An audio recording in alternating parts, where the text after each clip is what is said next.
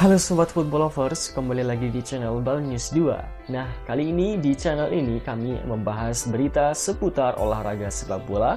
Dari mulai berita timnas Indonesia, informasi Liga Indonesia, informasi Liga seputar internasional. Bagi kalian yang belum subscribe channel ini, bisa langsung di subscribe dan nyalakan loncengnya agar kalian tidak ketinggalan video terbaru dari kami. Baiklah, langsung saja kita masuk ke video pembahasannya. Nggak ada angin, nggak ada hujan. Striker Borneo FC berani ngomong gini soal timnas Indonesia di kualifikasi Piala Dunia 2026.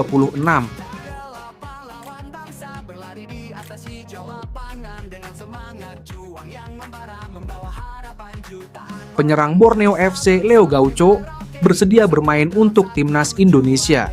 Leo menjadi rekrutan teranyar Borneo untuk Liga 1 2024-2025 setelah didatangkan dari Palmera FC. Dia tidak butuh waktu lama saat ini sukses menciptakan 6 gol dari 10 pertandingan. Dengan bekal tersebut, dia saat ini bersaing dengan Dalberto Luanbelo di tangga top scorer dengan sama-sama mengoleksi 6 gol. Menariknya, Leo Gaucho tidak menutup kemungkinan untuk membela timnas Indonesia di masa depan. Masih berusia 23 tahun, dia ingin berkarir lama di Indonesia. Demi mendapatkan paspor Indonesia, dia harus setidaknya 5 tahun berada di Indonesia untuk mencapai syarat tersebut. Menurutnya, hal tersebut bukan hal yang mustahil, karena dia cukup nyaman di sini. Aku mau, jika Indonesia ingin menjadikanku pemain naturalisasi bagiku, itu sangat mungkin karena aku sangat suka di sini. Bagiku adalah satu kemungkinan besar untuk menjadi pemain naturalisasi dan bermain untuk negara yang besar ini. Aku sangat menyukai itu, kata Leo Gaucho dilansir bolasport.com dari kanal YouTube Transfermarkt Indonesia. Pemain kelahiran Brasil ini menambahkan bahwa merupakan sebuah kebanggaan bisa mewakili Indonesia. Apalagi skuad Garuda saat ini dalam performa yang baik dan memiliki supporter yang fanatik. Bagiku ini adalah kesempatan besar untuk menunjukkan pekerjaanku untuk negara yang luar biasa. Lanjutnya, Gaucho menambahkan, atmosfer sepak bola Indonesia cukup spesial. Hal ini yang membuat dia mencintai pekerjaannya di Indonesia. Menurutnya, itu adalah alasan tepat bagi pemain sepak bola bertahan di satu negara. Dia juga belum memiliki pemikiran untuk meninggalkan Indonesia saat ini. Aku suka di sini, aku suka atmosfer yang ada di sini. Aku suka dan bagus untuk sepak bola. Sepak bola membutuhkan ini. Tidak hanya di sini, tapi juga di negara lain. Karena atmosfer di sini sangat bagus, sangat positif. Untuk sepak bola di negara ini, aku sangat menyukainya, tutupnya. Di sisi lain, Sekjen PSSI Yunus Nusi menegaskan bahwa Federasi Sepak Bola Indonesia tetap berkomitmen melanjutkan proses naturalisasi pemain untuk memperkuat tim nasional. Menurutnya, timnas Indonesia masih membutuhkan striker, serta peluang besar mencari pemain naturalisasi adalah langkah demi meningkatkan daya saing Indonesia di kancah internasional. Tapi saat ini ada beberapa rekomendasi dari sana-sini dan ketua umum yang proses, kata Yunus Nusi. Meski belum bisa mengumumkan nama secara resmi, Yunus mengungkapkan bahwa pihaknya telah menerima sejumlah rekomendasi pemain yang potensial. Dari beberapa nama yang diusulkan, ada 2 nama yang mencuat kembali jadi bahan perbincangan oleh banyak publik. Nama tersebut adalah Mauro Zylstra dan Ole Romeni. Mauro Zylstra, pemain muda berbakat, menjadi perhatian setelah ia memberikan konfirmasi terkait statusnya. Dalam sebuah wawancara eksklusif di kanal YouTube Football Premier, Zylstra secara gamblang menyatakan bahwa dirinya memang sedang dalam proses naturalisasi. Ya, saya sedang dalam proses naturalisasi, itu yang mereka PSSI katakan, ungkap Mauro, seolah memastikan bahwa proses administrasi telah dimulai. Ia juga menyebut bahwa dokumen-dokumen yang diperlukan sudah dikirimkan ke PSSI untuk ditinjau.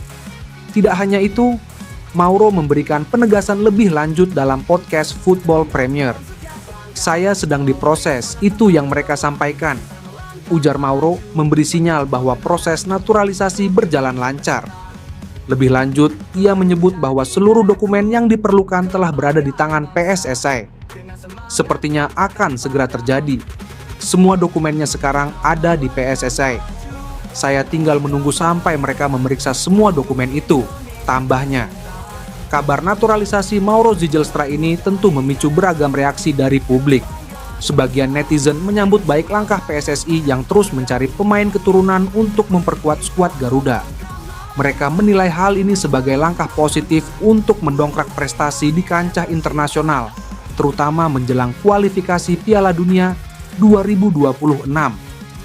Namun, ada pula yang mempertanyakan mengapa nama-nama seperti Mauro Zijlstra dan Ole Romeni yang diprioritaskan.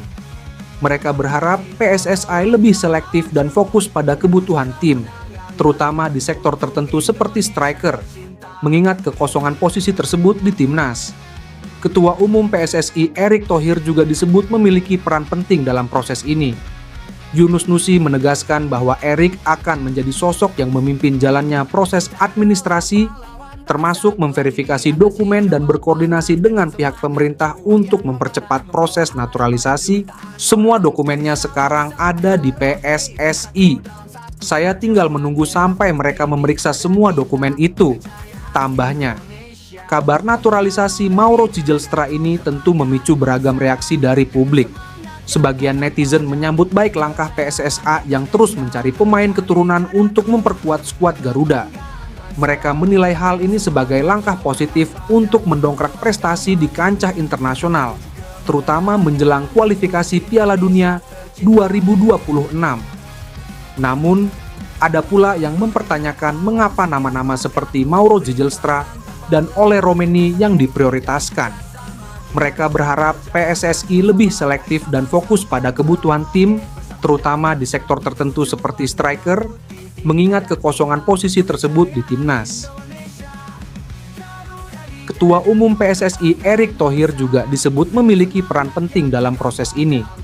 Yunus Nusi menegaskan bahwa Erick akan menjadi sosok yang memimpin jalannya proses administrasi, termasuk memverifikasi dokumen dan berkoordinasi dengan pihak pemerintah untuk mempercepat proses naturalisasi. Ketika ditanya tentang tips khusus bagi para striker muda Indonesia, Yeom menekankan pentingnya latihan untuk konsisten. Baginya, mendengarkan saran saja tidak cukup di mana pemain harus memahami dan mempraktikannya secara individu untuk meraih hasil yang maksimal. Yang pertama tentu saja latihan. Saya bisa memberikan banyak saran, tapi mereka wajib melakukan itu secara konsisten di latihan. Para pemain harus memahami pelajaran itu, lalu mereka wajib berlatih lebih banyak secara individu, tegasnya. Lebih lanjut, Yeom mendorong pemain untuk tidak hanya berfokus pada satu area saja. Ia berkomitmen untuk memberikan pembelajaran langsung di lapangan agar para pemain bisa memahami teknik yang lebih efektif dalam mencetak gol. Jangan hanya latihan di satu area saja. Jangan hanya bersaing di depan gawang saja. Perlu juga sering berlatih di area sisi lapangan, karena akan banyak kesempatan juga di area itu. Ada banyak hal yang bisa saya bagikan kepada mereka, dan tak berhenti di situ, saya juga akan mempraktikannya langsung di lapangan, sarannya. Dengan pengalaman sebagai mantan pemain timnas Korea Selatan, Yeom berharap apa yang ia bagikan bisa membantu para pemain muda Indonesia untuk berkembang lebih baik di masa depan.